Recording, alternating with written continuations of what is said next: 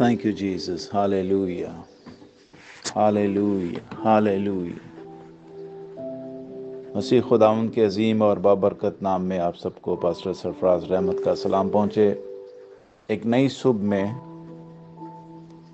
खुदा की नई रोशनी लिए हुए आज के दिन का आगाज़ करते हैं और ज़बूर 44 आज हमारी तलावत का हिस्सा है।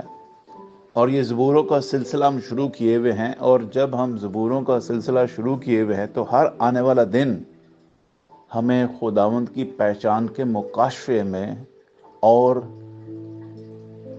ज़ोर बख्श रहा है, उसकी पहचान का मुकाशफा दे रहा है और हमें आगे लेके जा रहा है कि हम खुदा को पहचाने। हु इज़ ही।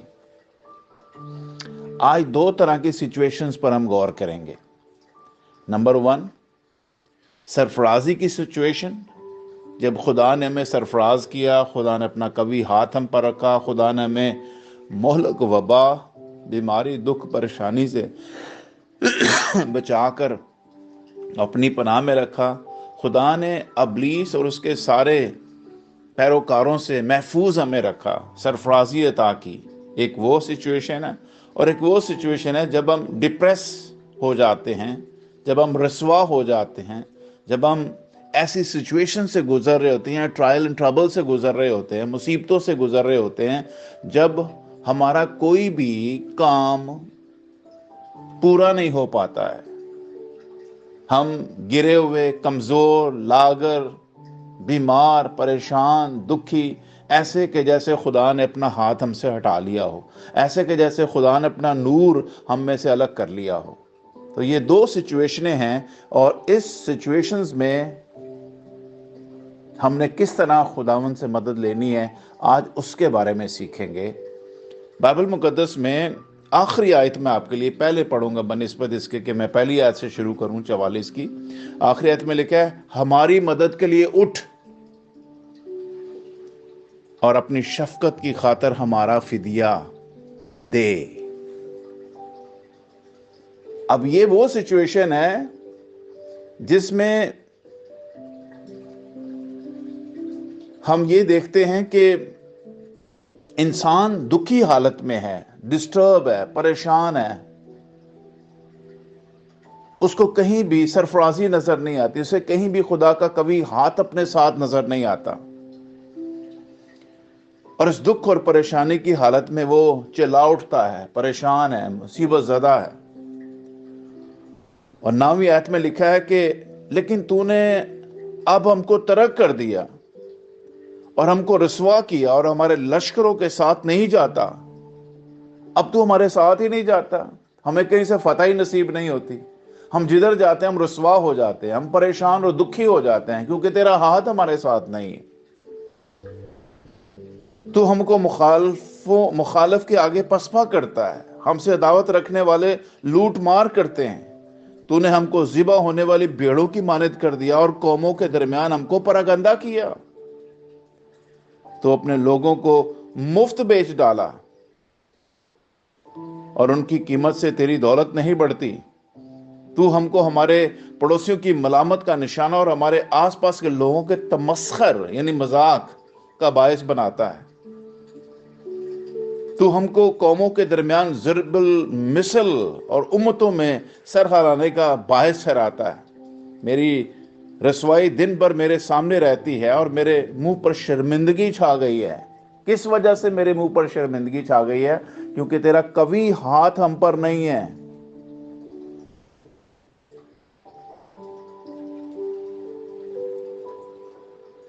ना हमारे दिल बरगश्ता हुए, ना हमारे कदम तेरी राह से मुड़े, जो तूने हमको गीदड़ों की जगह में खूब कुचला और मौत के साया में हमको छुपाया।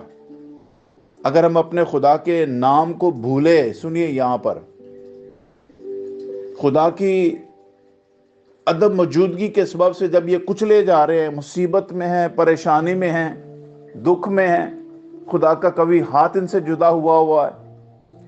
और इस सिचुएशन में वो दुआ करते हुए कह क्या रहे हैं, सुनिए जरा गौर से। 19वें आयत, جو تو نے ہم کو گیدڑوں کی جگہ میں خوب کچلا اور موت کے سایہ میں ہم کو چھپایا. اگر ہم اپنے خدا کے نام کو بھولے یا ہم نے کسی اجنبی معبود کے آگے اپنے ہاتھ پھیلائے ہوں تو کیا خدا اسے دریافت نہ کر لے گا؟ اس کا مطلب ہے کیا خدا تجھے پتہ نہیں اگر ہم نے ایسا کوئی غلط کام کیا ہے؟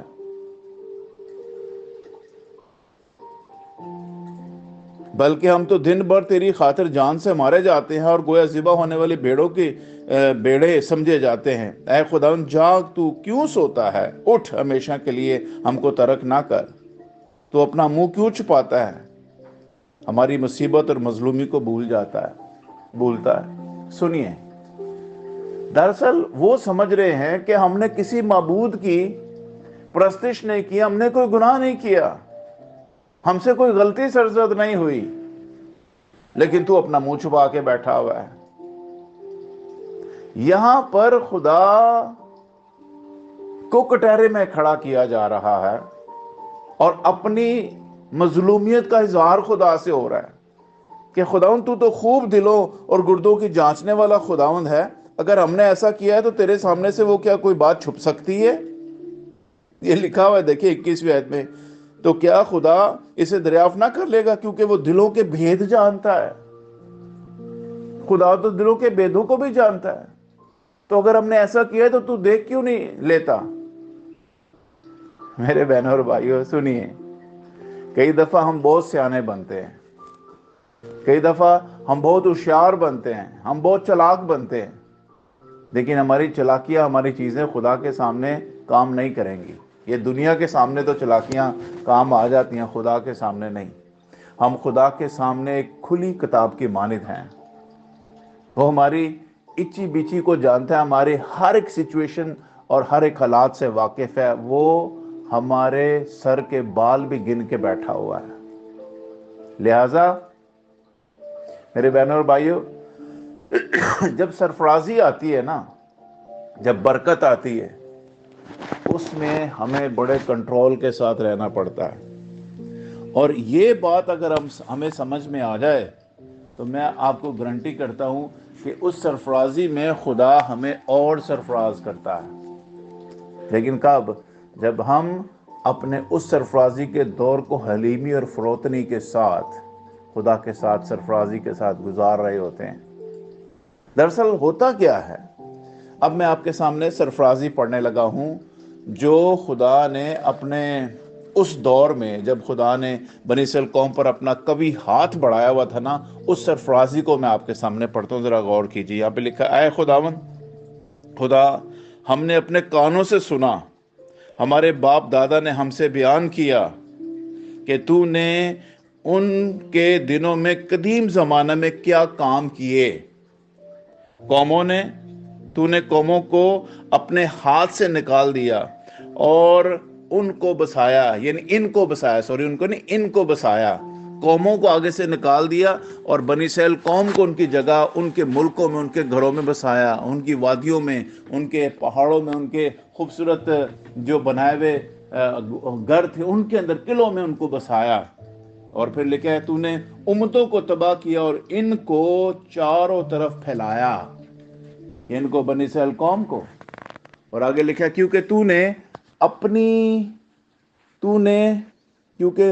کیونکہ نہ تو یہ اپنی تلوار سے اس ملک پر قابض ہوئے اور نہ ان کے بازو نے ان کو بچایا، بلکہ تیرے دائنے ہاتھ اور تیرے بازو اور تیرے چہرے کے نور نے ان کو فتح بخشی، کیونکہ تو ان سے خوشنود تھا، کیونکہ تو ان سے خوش تھا.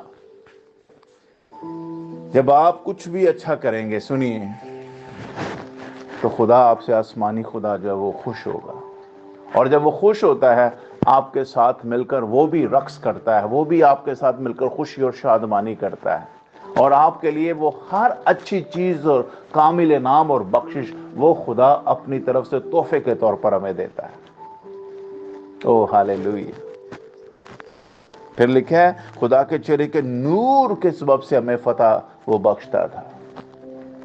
کل میں نے بتایا تھا کہ یسوع خدا کے چہرے کا نور ہے. کلام میں لکھا ہے، I am the light of the world.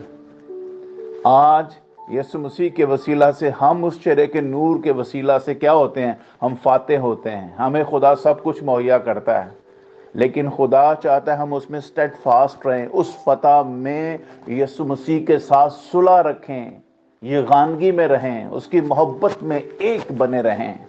اور میں بھی بتاتا ہوں آگے چل کے آپ کو، رومیو کے خط میں 8ویں باب میں ذرا آیت نمبر 5 کی طرف غور کرتے ہیں. لکھا ہے تیری بدولت ہم اپنے مخالفوں کو گرا دیں گے، تیرے نام سے ہم اپنے خلاف اٹھنے والوں کو پامال کریں گے، کیونکہ نہ تو میں اپنی کمان پر بھروسہ کروں گا اور نہ میری تلوار مجھے بچائے گی. نہ میری کمان تے نہ میری تلوار، کون پھر مجھے بچائے گا؟ خداوند کے چہرے کا نور مجھے بچائے گا. ہاللیلویہ. وہ میری شادمانی ہے، وہ میری قوت ہے. آیت نمبر 7 میں لکھا ہے لیکن تو نے ہم کو اپنے مخالفوں سے بچایا اور ہم سے عداوت رکھنے والوں کو شرمندہ کیا. یہاں پہ کیا لکھا ہے؟ عداوت رکھنے والوں کو کیا کیا؟ شرمندہ کیا. لیکن 15ویں آیت میں لکھا ہے کہ میری رسوائی دن بھر میرے سامنے رہتی ہے اور میرے منہ پر شرمندگی چھا گئی ہے. کب؟ جب ہم اس فتح میں سٹیڈ فاسٹ نہیں رہتے. 7ویں آیت کہتی ہے ہم تیری مخالفوں کے سبب سے ہم کیا ہوئے؟ عداوت رکھنے والے شرمندہ ہو رہے تھے، اب ہم شرمندہ ہو رہے ہیں. کیوں شرمندہ ہو رہے ہیں؟ اس لیے کہ ہم نے ان جیسے کام پکڑ لیے ہیں جن کو خدا وہاں سے ہانک کر یا خدا ان کو وہاں سے نکال کر باہر پھینک رہا تھا. جن قوموں کو خدا نے وہاں سے نکال کر آپ کو وہاں بسایا، پتہ ہے کیوں بسایا تھا؟ اس لیے کہ ان کے کام برے تھے. اور اگر ہمارے کام برے ہو جائیں گے تو خدا ہم سے بھی ویسا ہی سلوک کرے گا جیسا ان قوموں سے کیا تھا. اب یہ سچویشن ہے، دونوں پیرالل جو آپ کے سامنے حوالے پڑے گئے ہیں. ایک وہ سرفرازی کا ہے، ایک وہ ہے جس میں انسان اپنے دکھ اور مصیبت میں، رسوائی میں اور شرمندگی میں پکار رہا ہے اور خدا انہیں جواب نہیں دے رہا. اور پھر آگے سے کہہ بھی رہے ہیں، کیا کہہ رہے ہیں؟ ہم نے اگر کوئی غلط کام کیا تو تجھے نظر کیوں نہیں آتا، ہمیں بتا کیوں نہیں دیتا؟ واو، یہ تو انسان کو خود پتا ہوتا ہے میں نے کیا کیا ہے. بہترین طریقہ یہ ہے کہ ہمیں خداوند کے سامنے آ کر، خداوند کے سامنے اقرار کر کے، اگر ہم سے کوئی گناہ ہو گیا، غلطی ہوگی، خطا ہو گئی ہے، نجات یافتہ ہونے کے باوجود، داؤد کے زبوروں سے جو چیز میں نے سیکھی وہ یہ ہے کہ ایماندار جو شخص ہے وہ 7 بار بھی گرے تو وہ آئے گا اپنے ہی خداوند کے پاس، اپنے ابا کے پاس آئے گا، اپنے نجات دہندہ کے پاس آئے گا، اپنے فدیہ دینے والے کے پاس آئے گا اور کہے گا خداوند مجھ سے یہ خطا ہوگی، مجھ سے یہ غلطی ہوگی. پرٹیکولرلی اپنے گناہ کا اقرار کرے جو آپ سے سرزد ہوا ہے. ایماندار کا یہ مطلب ہے. میں یہ نہیں کہہ رہا ہوں خدا نخواستہ کہ آپ نے ہر روز کہنا ہے میں گناہ گار ہوں، میں گناہ گار ہوں، میں یہ نہیں کہنا.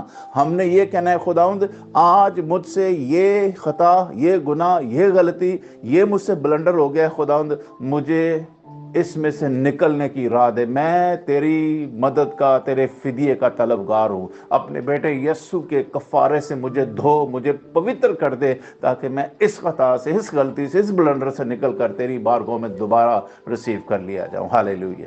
اور جب آپ معافی مانگتے ہیں، خدا کے سامنے جھک جاتے ہیں، خدا آپ کو دوبارہ سے اپنی حضوری میں بحال کر لیتا ہے. لیکن میرے عزیز بہن اور بھائیو، آئیے خدا ان کے پاک اور زندہ کلام میں سے میں ایک آیت پڑھ کے اسی 44 کی 8ویں آیت، اور پھر ہم آگے نئے عہد نامے کی طرف بڑھتے ہیں. یہاں پہ لکھا ہوا ہے ہم دن بھر خدا پر فخر کرتے رہے اور ہمیشہ ہم تیری ہی نام کا شکر ادا کرتے رہے. ہاللیلویہ. کب شکر کرتے رہے؟ جب ہم سرفرازی کے دور میں تھے.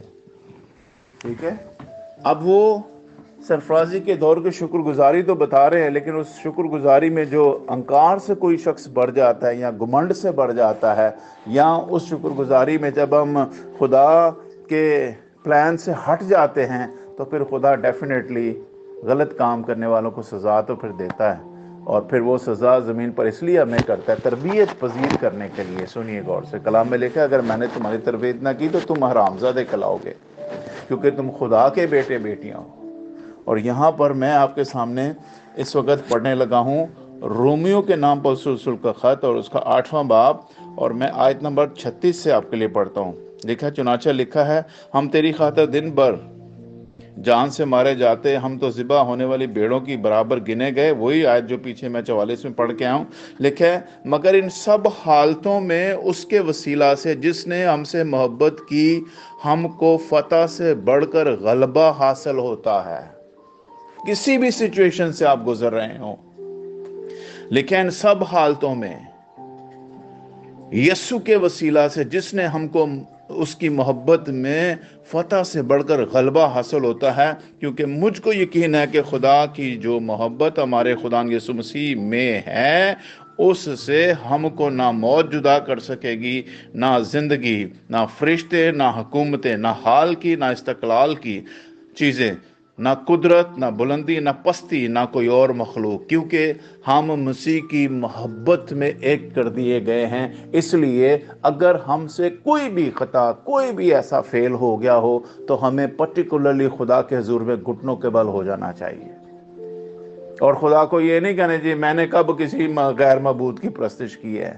دیکھیں ہم انسان ہیں، اور انسان ہونے کے ناطے جہاں کہیں ہم سے ایسا بلنڈر ہو جائے یا مسٹیک ہو جائے یا ہم سے خطا ہو جائے یا ایسا کوئی قصور ہو جائے، ہمیں خداوند کے حضوری میں جب ہم ایوری ڈے ڈیووشن میں جاتے ہیں ہمیں خداوند کے سامنے کہہ دینا چاہیے خداوند مجھ سے یہ کام ہو گیا ہے، مجھے اس میں سے نکال تاکہ میں تیری حضوری میں انٹر ہو سکوں. برے کا کفارہ موجود ہے. ہاللیلویہ. لیکن یہ وہ لوگ جانتے ہیں جو ہر روز خداوند کی حضوری میں جاتے ہیں. اور میں بار بار آپ کو بتا رہا ہوں، میں یہ نہیں کہہ رہا ہوں کہ آپ جب خدا کی حضوری میں جائیں یہ کہیں میں گناہ گار ہوں، میں گناہ گار ہوں. نہیں، جو پرٹیکولرلی آپ سے اس وقت ایسا فیل ہوا ہے، گناہ ہوا ہے، کوئی غلطی سرزد ہوئی ہے، جو خطا ہوئی ہے، اس کا ذکر کریں. فار ایگزامپل میں ایک مثال دیتا ہوں. آپ آج کا دن گزار رہے ہیں اور آپ نے کسی کا دل توڑ دیا، آپ کسی کے ساتھ گالی گلوچ ہو گئے ہیں، آپ کسی کے ساتھ غصہ کر کے ہیں، کام پر آپ کا کوئی ایسا ہو گیا ہے، آپ کے کسی دوست کے ساتھ ایسا ہو گیا، کسی رشتہ دار کے ساتھ ایسا کوئی جھڑپ ہو گئی ہے، آپ اس کو پرٹیکولرلی خدا کے حضور میں رکھیں. خدا آج میرے ساتھ یہ ہوا ہے، اور اس پرٹیکولر شخص کے لیے برکت چاہیں، اپنے لیے دعا کریں، اس کے لیے دعا کریں. اور پھر میں اور آپ اگر اس سچویشن سے اس طرح نکلیں گے خدا ہمیں سرفراز کرے گا. اور یہ بڑی خوبصورت بات یہاں پہ لکھی ہوئی ہے، کون ہے جو ہمیں مجرم ٹھہرائے گا؟ کون ہے جو ہمیں مجرم ٹھہرائے گا؟ مسیح یسوع وہ ہے جو مر گیا بلکہ مردوں میں سے جی اٹھا اور خدا کی دائیں طرف بیٹھا ہے اور ہماری شفاعت کرتا ہے. کون ہم کو مسیح کی محبت سے جدا کرے گا؟ مصیبت یا تنگی یا ظلم یا کال یا ننگا پن یا تلوار؟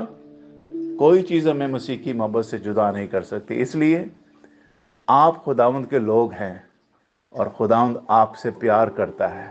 خداوند صرف چاہتا ہے اس کی بادشاہت کا اقرار کریں، اس کی قدوسیت کا اقرار کریں اور کہیں خداوند میں تیری بادشاہی میں واپس لوٹ آیا ہوں، مجھے قبول کر لے. کیونکہ اسی حوالے میں 44 میں ایک بات میں نے پڑھی تھی اور یہ 4 آیت میں لکھا، اے خدا تو میرا بادشاہ ہے، اے خدا تو میرا بادشاہ ہے. یہ 44 کی 4 آیت ہے. جب آپ دوبارہ اس بادشاہ کے پاس آ کر کہتے ہو اے خداوند تو میرا بادشاہ ہے، میں تیرے بنا کچھ بھی نہیں ہوں، تو میرا زور ہے. پھر آخری آیت جو میں نے پڑھی تھی، ہماری مدد کے لیے اٹھ اور اپنی شفقت کی خاطر ہمارا فدیہ دے. سنیے، میرا اور آپ کا فدیہ یسوع مسیح میں خدا نے دے دیا ہے.